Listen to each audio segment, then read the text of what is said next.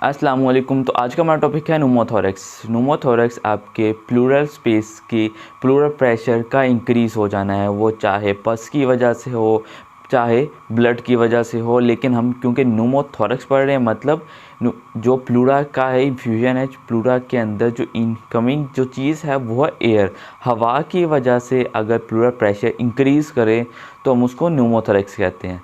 अब न्यूमोथोरैक्स दो तरह का होता है, एक स्पॉन्टेनियस होता है जो कि लंग्स की वजह से होता है, लंग्स किसी की इंटरनल एयर प्रेशर की वजह से इंटरनल लंग्स का जो एयर है वो प्लूरल स्पेस के अंदर इंटर हो जाए तो उसको हम स्पॉन्टेनियस में कंसीडर करेंगे। और अगर बाहर से किसी एक्सीडेंट, किसी ट्रॉमा की वजह से अगर न्यूमोथोरैक्स होता है तो उसको हम ट्रॉमेटिक न्यूमोथोरैक्स कहते हैं। अब न्यूमोथोरैक्स हो गया है। अब न्यूमोथोरैक्स का पेशेंट को अगर तो पेशेंट आता है आपके साथ एक्सीडेंट केस के साथ, एक्सीडेंट केस में आता है तो वो तो आपको इजीली पता चल जाएगा। लेकिन आपने कैसे डायग्नोस करना है कि क्या ये न्यूमोथोरैक्स है या नहीं है। अगर रोड आरटीए नहीं है, रोड ट्रैफिक एक्सीडेंट नहीं है, तो क्या होता है कि जब पेशेंट प्रेजेंट करता है तो विद इन मिनट्स ये पेशेंट कोलैप्स कर जाएगा, पेशेंट एक्सपायर हो जाएगा। तो आपने सबसे पहले क्या करना होता है, पेशेंट की चेस्ट ऑस्कल्टेशन करनी होती है। आपको वोकल पैरामीटर्स एक साइड का नहीं मिलेगा। क्या होगा, एक साइड पे चेस्ट जो होगी हाइपर रेजोनेंस होगी, आप उसको चेक करेंगे, पेशेंट की चेस्ट ऑस्कल्टेट करेंगे।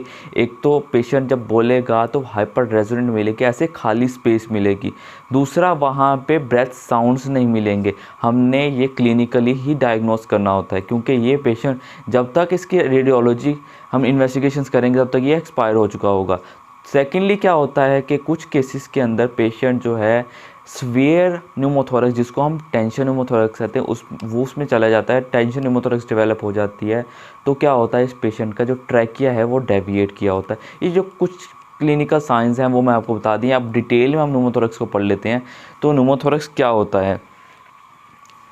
न्यूमोथोरैक्स बेसिकली नॉर्मली क्या होता है, प्लूरल जो प्रेशर होता है, प्लूरा का प्रेशर जो होता है, प्लूरल प्रेशर जो होता है वो -5 to -7 होता है। इसका इंक्रीज़ हो जाना पॉजिटिव में, यहाँ पे किसी चीज़ का एडअप हो जाना, उसको हम न्यूमोथोरैक्स कहेंगे। अब न्यूमोथोरैक्स की जो दो टाइप्स हैं वो कौन सी टाइप है, एक टाइप आ जाती है स्पॉन्टेनियस न्यूमोथोरैक्स,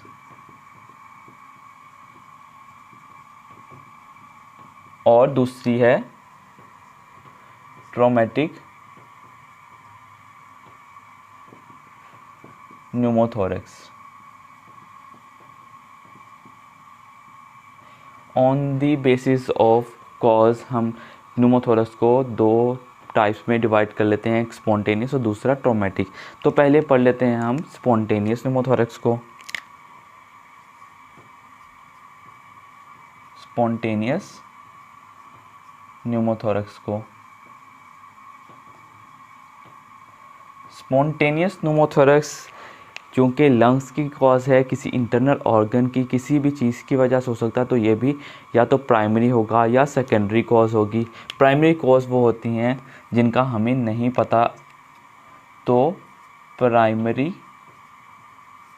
कॉज मतलब एग्जैक्ट कॉजेज़ नहीं हमें पता इसकी, लेकिन कुछ हमें कोरिलेशंस पता होते हैं।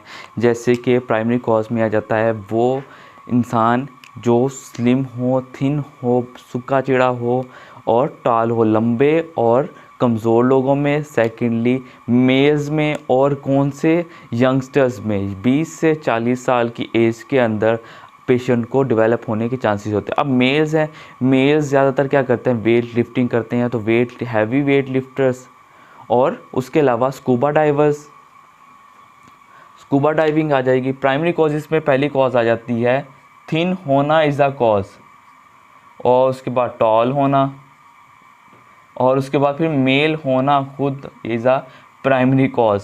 एंड देन उसके बाद क्या आ जाएगी, अगर मेल जो है, मेल हैवी वेट लिफ्टर है, हैवी वेट लिफ्टिंग और स्कूबा डाइविंग, मतलब जो गोताखोर होते हैं, स्कूबा डाइविंग। प्राइमरी कॉजेज़ में ये आ जाती हैं। इसके अब सेकेंडरी कॉजेज़ पढ़ लेते हैं, क्योंकि हमने सेकेंडरी कॉजेज़ ही याद रखनी है इन पेशेंट्स को। इमरजेंसी के अंदर मेडिसिन डिपार्टमेंट में जो पेशेंट इन कॉजेज़ के साथ आएंगे, हमने उनके अंदर ये सिम्टम्स अगर पाए जाएँ तो लाजमी न्यूमोथोरैक्स का वर्कआउट करना होता है। तो सेकेंडरी कॉजेज़ पढ़ लेते हैं क्या होंगे। सेकेंडरी कॉजेज़ क्या होंगे स्पॉन्टेनियस न्यूमोथोरैक्स की। उसमें मोस्ट कॉमन कॉज जो आपने याद रखनी है वो COPD है, क्योंकि मेडिसिन डिपार्टमेंट में आपने देखने ही कौन से पेशेंट होते हैं, ज़्यादातर COPD के वर्स केसेस होते हैं COPD के। अब COPD से ही हम क्या कर लेते हैं, एक कॉज होती है, डिजीज़ होती है एम्फाइसीमा, इसको सेपरेटली हाईलाइट कर लेते हैं एम्फाइसीमा के पेशेंट्स के अंदर। उसके बाद निमोनिया का पेशेंट, न्यूमोनिया से न्यूमोकोनायोसिस,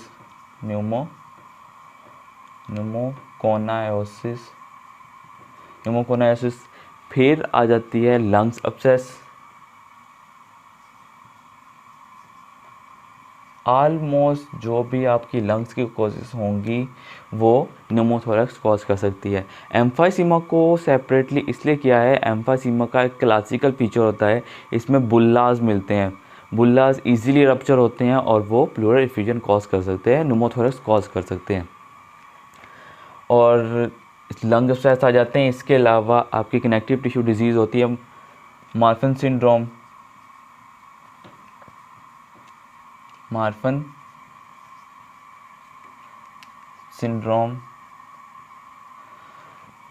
फिर इसके अलावा एक डिजीज़ आई थी सिस्टिक लंग डिजीज़,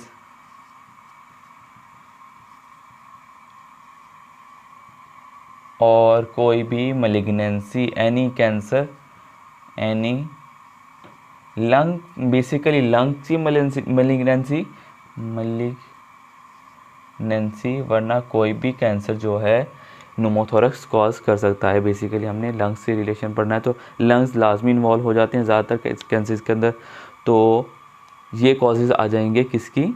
और इसके अलावा टीबी मोस्ट इंपॉर्टेंट भूल गया है कि टीबी के अंदर पेशेंट को न्यूमोथोरैक्स होने के चांसेस हैं, क्योंकि ग्रैनुलोमास जो हैं वो फाइब्रोसिस कॉज करती हैं, फाइब्रोसिस की वजह से रप्चर होने के साथ वो न्यूमोथोरैक्स कॉज हो सकती है। तो ये सेकेंडरी कॉजेज़ हैं किसकी, स्पॉन्टेनियस न्यूमोथोरैक्स की। अब ट्रॉमेटिक पढ़ने से पहले जो स्पॉन्टेनियस होंगे उनके जो सिम्टम्स हैं वो बता देता हूँ। स्पॉन्टेनियस न्यूमोथोरैक्स के जो सिम्टम्स होंगे वो क्या होंगे,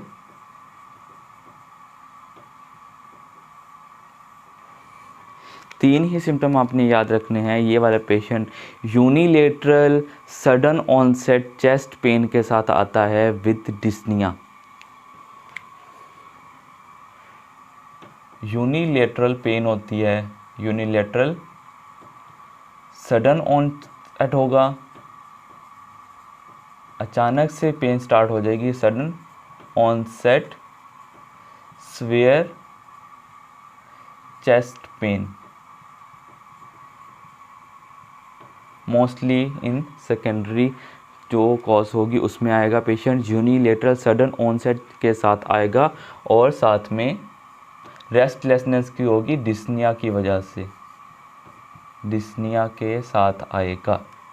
ये सिम्टम्स आपने लाजमी याद रखने हैं। अगर पेशेंट यूनिलेटरल पेन के साथ आता है, चेस्ट पेन के साथ, सांस नहीं आ रही, अगर तो टेंशन न्यूमोथोरैक्स नहीं या ट्रॉमेटिक न्यूमोथोरैक्स नहीं है, तो आपने लाजमी पेशेंट का चेस्ट ऑस्कल्टेशन करना है। इसमें हाइपर रेजोनेंस चेस्ट मिलती है, हाइपर रेजोनेंस चेस्ट साउंड होती, चेस्ट मिलेगी। ये क्लासिकल फीचर है किस चीज़ का, स्पॉन्टेनियस न्यूमोथोरैक्स का। अब पढ़ लेते हैं ट्रॉमेटिक न्यूमोथोरैक्स क्या होती है, उसकी कॉजेज़।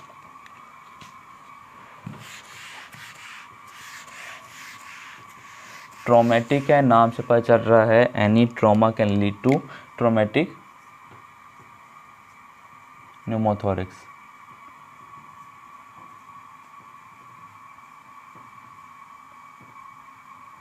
ट्रॉमेटिक न्यूमोथोरैक्स की कॉजेज़ क्या होंगी, any external injury any external accident can, जो कि पियर्स करता हो, इंटरनल एक्सटर्नल पियर्सिंग इंजरी हो, या फिर पेशेंट की रिब्स फ्रैक्चर हो, रिब्स जो हैं वो उखड़ कर क्या कर दें, न्यूमोथोरक्स कॉज कर दें, प्लूरा को रप्चर कर दें। एनी पियर्सिंग इंजरी, और दूसरी क्या हो सकती है, रिब फ्रैक्चर हो सकती है। रिब फ्रैक्चर होके वो ही प्लूरा को डैमेज कर दे, तो उसकी वजह से न्यूमोथोरक्स हो सकता है। इसके अलावा क्लिनिकली क्या करते हैं, जो पेशेंट टीपीएन फूड पे हमने शिफ्ट करना होता है जुगुलर वेन के ज़रिए, या सेंट्रल लाइन हमने पास करनी होती है, वो क्या होगी, वेन को पास करके, बाईपास करके, वेन को रप्चर करके, वेन को क्रॉस करके अगर प्लूरा को जाके डैमेज कर दे बाय एक्सीडेंटली, तो वो भी न्यूमोथोरक्स कॉज कर सकता है।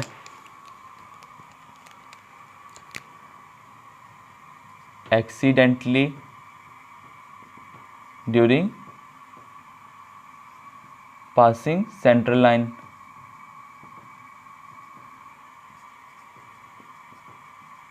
सेंट्रल लाइन फॉर, ये भी याद रख लें कि दो तरह के पेशेंट्स के अंदर, एक तो जिनके अंदर टीपीएन फूड स्टार्ट करना होता है, और दूसरा डायलिसिस के पेशेंट, डायलिसिस के पेशेंट। तो डायलिसिस वाले पेशेंट में भी हमने ख्याल रखना होता है, और जिनके आईवी सेंट्रल लाइन पास करनी होती है, इन पेशेंट में भी हमने लाजमी ख्याल रखना होता है कि ये न्यूमोथोरक्स कॉज कर सकता है।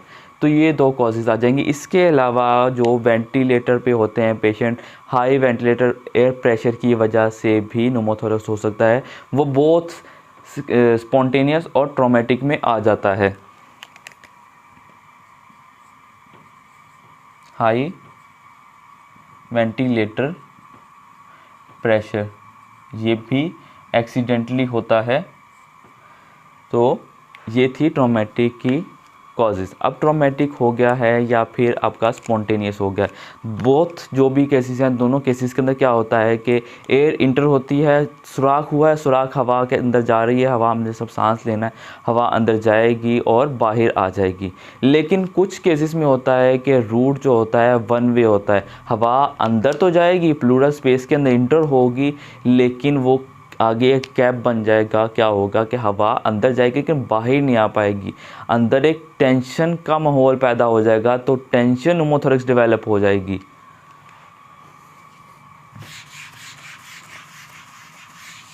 अगर वन वे रूट हो,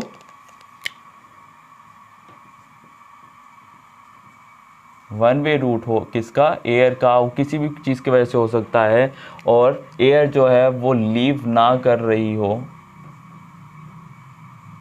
तो ऐसी कंडीशन को हम कहते हैं टेंशन न्यूमोथोरक्स।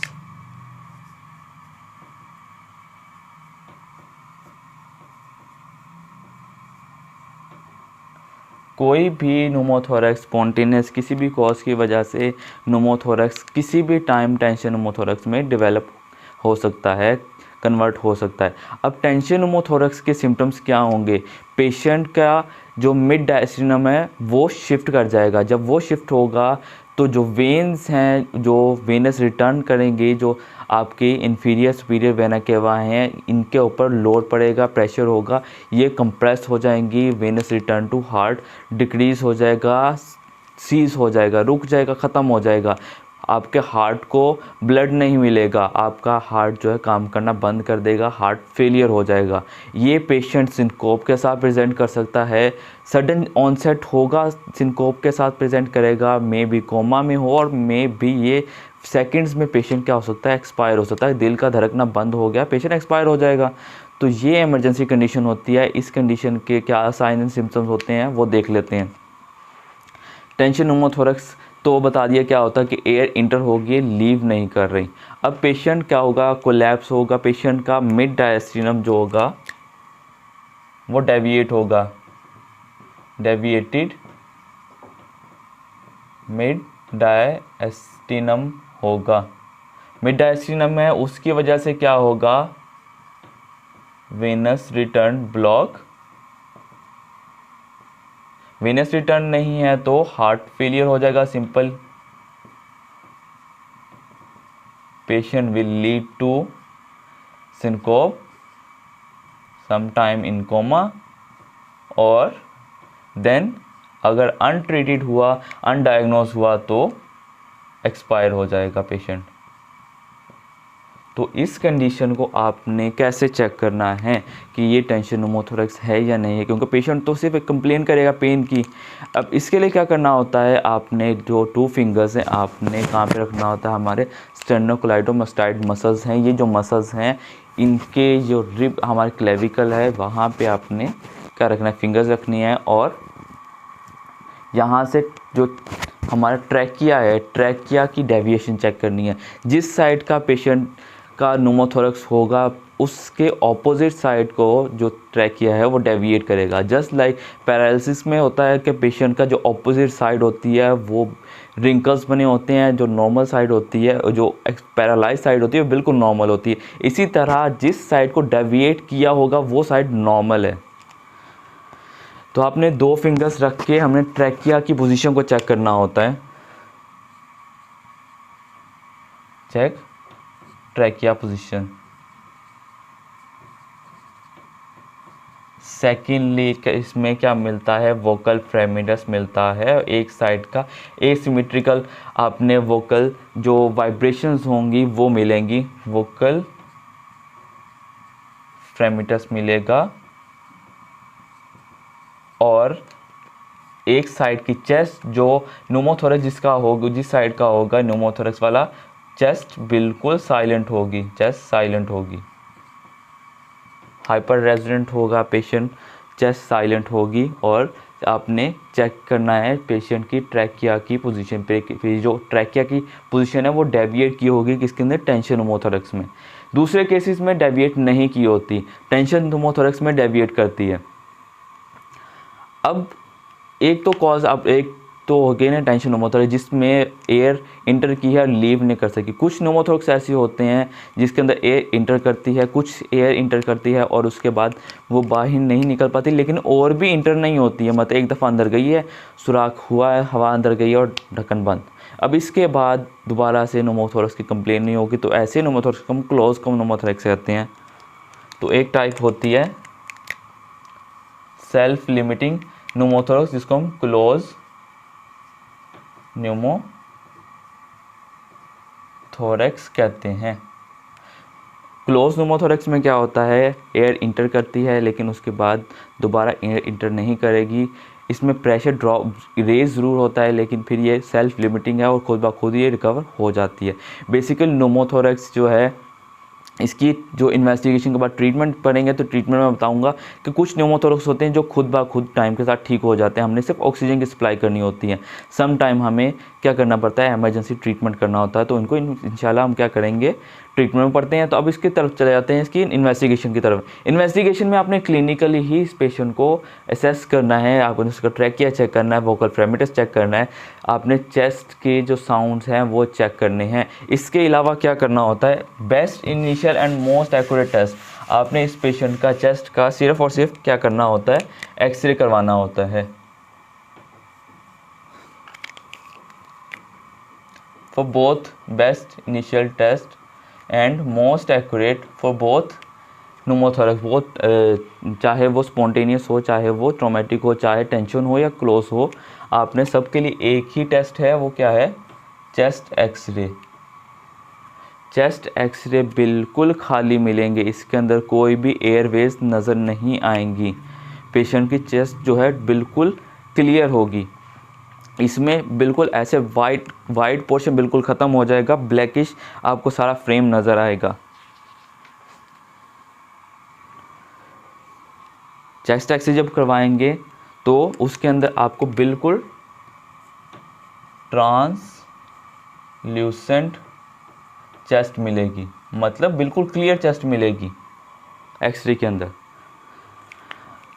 आपने सिर्फ एक्सरे का यही याद रखना है, जो न्यूमोथोरैक्स का चेस्ट एक्सरे होता है कितना क्लियरली आप डायग्नोस कर सकते हैं, वो आप एक दफ़ा नेट से लाजमी चेक करना, आपको पिक्चर्स मिलेंगे, आप क्लियरली न्यूमोथोरैक्स का चेस्ट तो आप इजीली डायग्नोस कर लेंगे। लेकिन आपने चेक क्या करना होता है, आइदर कि ये न्यूमोथोरैक्स कौन सा है, ये क्लोज है या टेंशन न्यूमोथोरैक्स है। अब इसके ट्रीटमेंट की तरफ चलते हैं। उसके अलावा इन्वेस्टिगेशन में एक तो आपने एक्सरे करवा लिया, क्लिनिकली आपने साइंस एंड सिम्टम्स चेक करने होते हैं।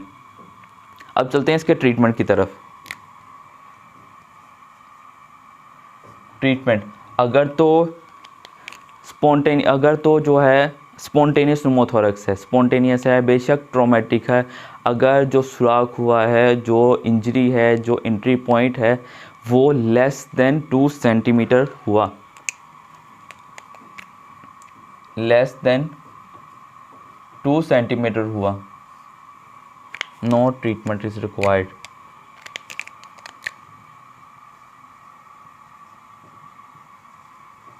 कोई भी ट्रीटमेंट की ज़रूरत नहीं है। आपने क्या करना होता है, सिर्फ पेशेंट को ऑक्सीजन सप्लाई करनी होती है और पेशेंट को अंडर ऑब्जर्वेशन रखना होता है, ऑब्जर्व द पेशेंट।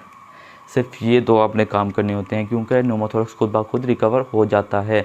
लेकिन समटाइम्स क्या होता है कि 2 सेंटीमीटर से ज़्यादा पेशेंट का जो सुराख है वो ज़्यादा होता है, तो उस कंडीशन में हम क्या करते हैं, अगर 2 सेंटीमीटर से आप 3 भी कर सकते हैं, 2 सेंटीमीटर से ज़्यादा है तो आपने चेस्ट इंट्यूबेशन करनी है,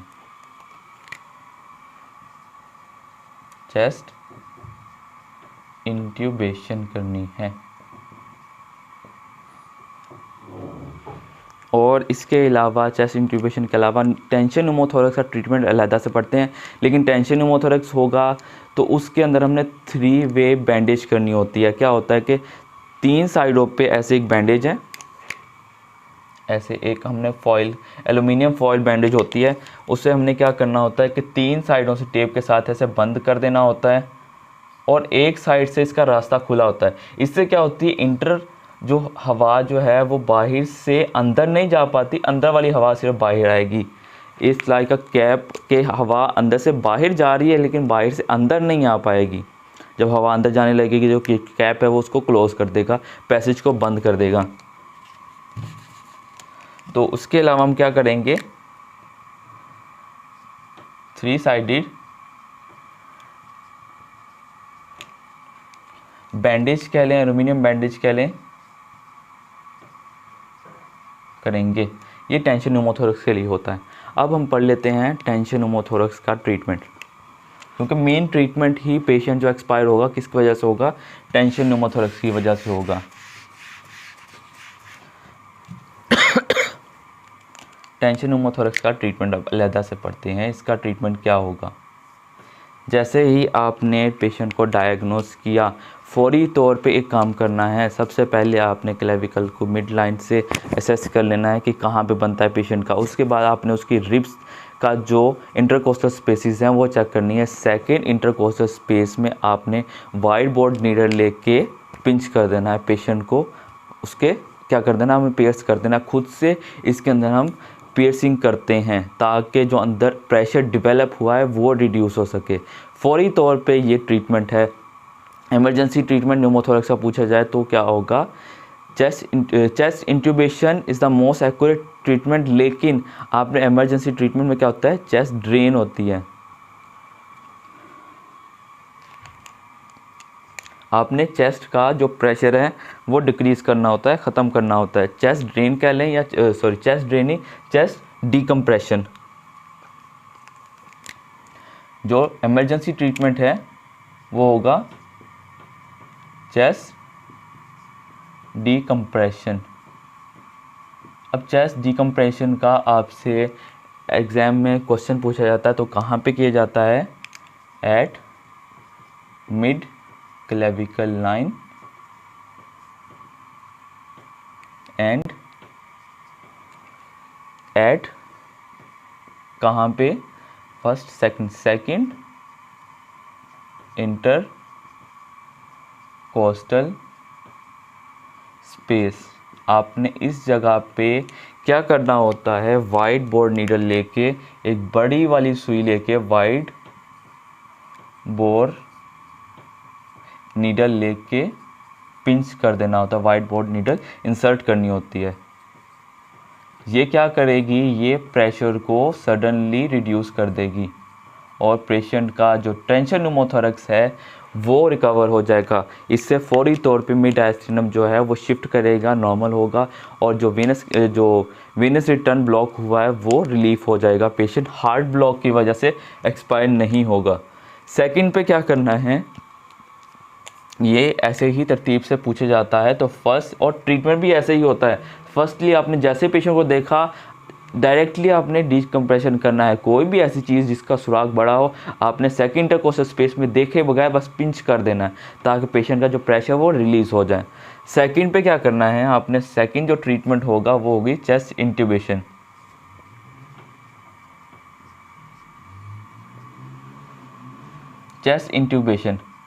चेस्ट इंट्यूबेशन कहाँ करनी होती है, वो भी अल्ट्रासाउंड गाइडेड होती है। तो उसके लिए आपने मिड एक्सिलरी लाइन पे 4th to 5th रिब के दरमियान 4th इंटरकोस्टल स्पेस में आपने करनी होती है। कहाँ पे, at the anterior side of the major pectoralis major muscle के आपने एंटीरियर बॉर्डर पे करना होता है। और लेटिसमस मसल के आपने किस साइड पे, लेटरल साइड के आपने करना था। अब इतना याद रखें कि मिड एक्सिलरी लाइन पे 4th to 5th रिब के दरमियान में आपने करना होता है। चेस्ट इंट्यूबेशन कहाँ पे होती है, at the level of 4th to 5th rib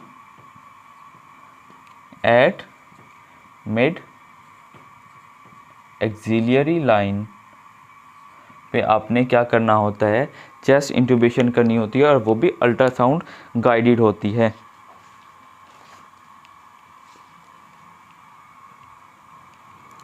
इसके अलावा आप ये भी एडिशनली याद रख लें मसल्स के नाम, के मसल्स कौन कौन सी जगह पे होते हैं, कौन कौन साइड होती है। तो यहाँ पे जो मसल्स की पहला मसल आ जाएगा आपका pectoralis major muscle.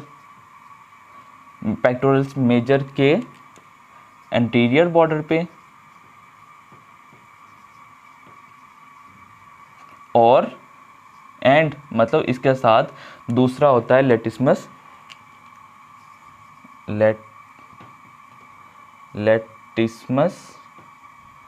Dorsey muscle के लेटरल बॉर्डर पे। यहाँ पे आपने क्या करना होता है, एंटीरियर और लेटिसमस डॉर्सी के लेटरल बॉर्डर पे आपने क्या करनी होती है, चेस्ट इंट्यूबेशन करनी होती है, और अल्ट्रासाउंड गाइडेड होती है। ये भी इम्पोर्टेंट है, अल्ट्रासाउंड गाइडेड, ये इम्पोर्टेंट है। अल्ट्रासाउंड गाइडेड अगर आप नहीं करते हैं तो मे भी पॉसिबल है कि ये ड्रेन गलत होगी। देखा जाए तो न्यूमोथोरक्स कंप्लीट हो चुका है, लेकिन इसके अलावा न्यूमोथोरक्स कोई इतना इम्पोर्टेंट जो इतना मुश्किल टॉपिक नहीं है। जो आपने ख्याल रखना होता है, एक तो चेस्ट इंट्यूबेशन का, चेस्ट इंट्यूबेशन कैसे करनी है, चेस्ट इंट्यूबेशन की इंडिकेशन क्या है। सेकेंडली चेस्ट इंट्यूबेशन की कॉम्प्लिकेशंस क्या होती हैं, और कब हमने रिमूव करना होता है चेस्ट इंट्यूबेशन को, चेस्ट ड्रेन को हमने कब रिमूव करना होता है। मेन जो चीज़ थी वो अभी पढ़ने लगे हम।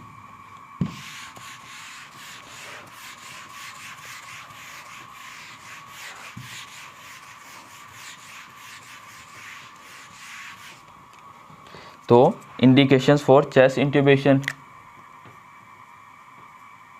Indication of chest intubation.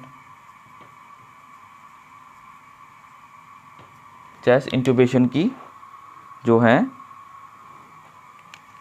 Indications क्या होंगी, पहली सबसे पहले आ जाती है न्यूमोथोरक्स।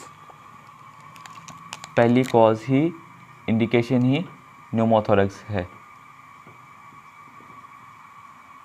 इसके अलावा न्यूमोथोरक्स तो होता ही है प्लूरा के अंदर, प्लूरल स्पेस में समटाइम्स क्या होता है कि पल्स चली जाती है, जिसको हम एम्पाइमा कहते हैं, और समटाइम्स क्या होता है ब्लड इंटर हो सकता है ड्यू टू ट्रॉमेटिक या किसी भी वजह से। अगर ब्लड चले जाता है या पल्स हो जाती है तो उसको हम एम्पाइमा और हीमोथोरक्स कहते हैं। तो हीमोथोरक्स बेसिकली न्यूमोथोरक्स ही आगे सब डिविजन्स हैं।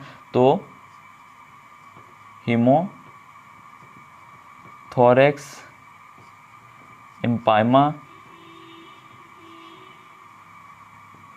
और लंग अब्सेस,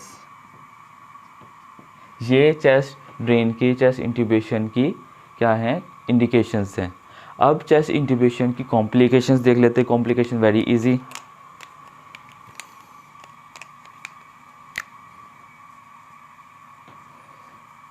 कॉम्प्लिकेशंस क्या होंगी, जो भी सर्जिकल प्रोसीजर होता है उन सब के अंदर कोई ना कोई कॉम्प्लिकेशंस होती हैं, तो हमें कॉम्प्लिकेशंस लाजमी ख्याल रखनी होती है। कुछ कॉम्प्लिकेशंस वेयर होती हैं। तो जो अभी पढ़ा था हीमोथोरैक्स, चूँकि हमने खुद से एक इंजरी कॉज करनी है तो ब्लीडिंग हो सकती है। तो pneumothorax it's chest intubation itself can cause हीमोथोरैक्स।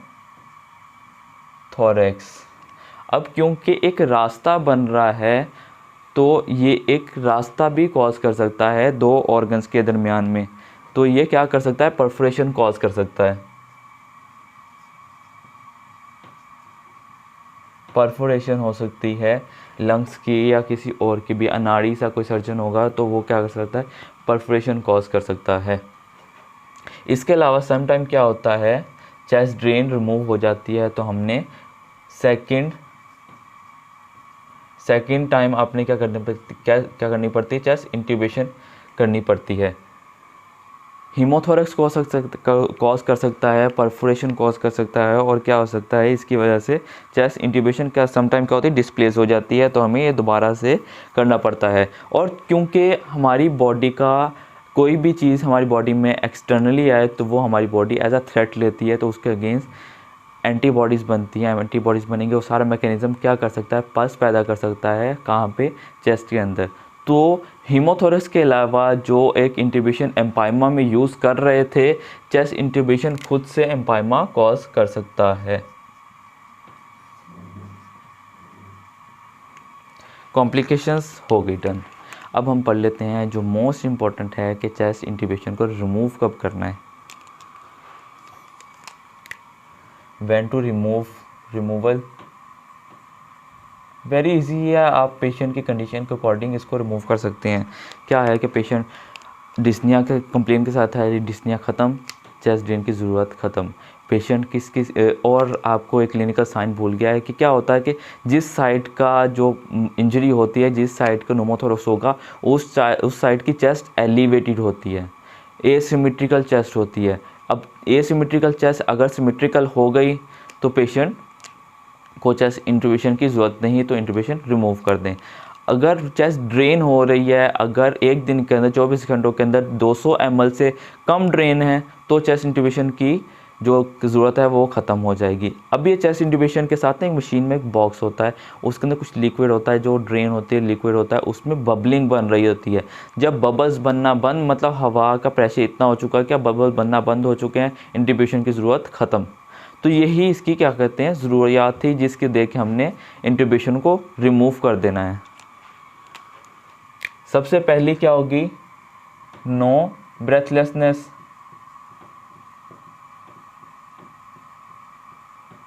दूसरी क्या थी, पेशेंट की एक तो यूनिलेटरल एसिमेट्रिकल चेस्ट थी। अगर सिमेट्रिकल चेस्ट हो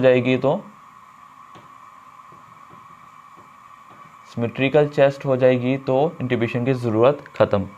बबलिंग सीज हो जाएगी, बबल्स बनना बंद, तो इंट्यूबेशन की ज़रूरत ख़त्म। इसके अलावा एक दिन के अंदर, ये इंपॉर्टेंट है, एक दिन के अंदर इन 24 आवर अगर लेस देन 200 ml ड्रेन हो तो हम न्यूमोथोरैक्स का चेस्ट इंट्यूबेशन को रिमूव कर देते हैं। अगर और इसके अलावा अगर जो साइज़ है, जो स्पोर का साइज़ है, जो इंजरी का साइज़ है, लेस देन 2 सेंटीमीटर हुआ तो हमें चेस्ट ड्रेन की ज़रूरत नहीं है। अगर इवन के मोर देन 3 हुआ तब भी ज़रूरत नहीं होती। ज़रूरत कब होती है, जब ये कॉम्प्लिकेशंस होती हैं या फिर पेशेंट टेंशन न्यूमोथोरैक्स के साथ आता है। अब एक जनरली जो इम्पोर्टेंट क्लिनिकली आपने याद रखना है न्यूमोथोरैक्स का, वो ये होगा, अगर पेशेंट का ट्रैकिया डेविएट किया हुआ, तो आपने समझ जाना है टेंशन न्यूमोथोरैक्स है। टेंशन न्यूमोथोरैक्स का फौरी ट्रीटमेंट क्या होता है, आपने कोई भी नीडल ले लेनी है, सिंपली आपको बस क्लिनिकली बता रहा हूँ कि ऐसे पेशेंट को आपने फौरी तौर पे कोई ना कोई नीडल, इवन कि आप सिरिंज यूज़ कर सकते हैं। आपने क्या करना है कि यहाँ पे सेकंड इंटरकोस्टल स्पेस है वहाँ पे पिंच करके प्रेशर को रिमूव करना है। प्रेशर रिमूव हो जाएगा, पेशेंट इमरजेंसी कंडीशन से निकल जाएगा, पेशेंट की लाइफ बच जाएगी। लाइफ थ्रेटनिंग कंडीशन है तो उसके बाद आपने ड्रेन करना है। ड्रेन कहाँ पे करेंगे, मिड एक्सिलरी लाइन में 4 to 5 इंटरकोस्टल स्पेस में करेंगे। सेकंड इंटरकोस्टल स्पेस में चेस्ट डिकम्प्रेशन करेंगे, नीडल डिकम्प्रेशन करेंगे, और उसके बाद पेशेंट को आपने एंटीबायोटिक और बाकी सारी कॉजेज़ तो आपने कॉजेज़ को ट्रीट तो करना होता है, ट्रीट द अंडरलाइन कॉज। और मोस्ट कॉमन कॉज कौन सी होती है, COPD होती है। एम्फेसीमा के पेशेंट के अंदर मोस्टली आपको न्यूमोथोरैक्स मिलेगा, क्योंकि इसके अंदर पेशेंट का बबल्स बने होते हैं, पेशेंट के जो बॉर्डर है लंग्स का वहाँ पे आपको क्या मिलते हैं, ब्लिस्टर्स मिलते हैं, बुल्लाज मिलते हैं, वो रप्चर हो जाएंगे। उसकी वजह से पेशेंट को क्या हो सकता है, न्यूमोथोरैक्स हो सकता है।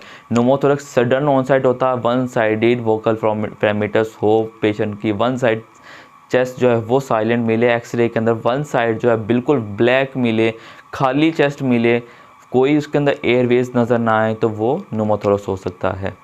न्यूमोथोरैक्स होगा क्योंकि मोस्ट एक्यूरेट टेस्ट ये आपका चेस्ट एक्सरे है। बेसिकली ये जो क्लिनिकली डायग्नोस हो जाता है न्यूमोथोरैक्स, ट्रीट क्या करना है आपने, ड्रेन, उसके बाद अपने पेशेंट को रिकवर होने तक असेस करना होता है। तो ये था न्यूमोथोरैक्स।